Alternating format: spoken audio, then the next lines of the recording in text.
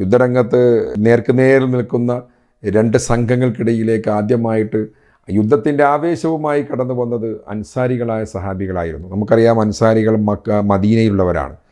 മുഹാജിറുകൾ എന്ന് പറഞ്ഞാൽ മക്കത്തുള്ളവരാണ്. മുഹാജിറുകൾ മക്കക്കാരും അൻസാരികൾ മദീനക്കാരുമാണ്. ഇത് രണ്ടും നബിയെ സ്വീകരിച്ചവരാണ് അൻസാരികൾ. ഖുറൈശികളുടെ ഗോത്രത്തിൽപ്പെട്ട ആളുകളാണ് മുഹാജിറുകൾ.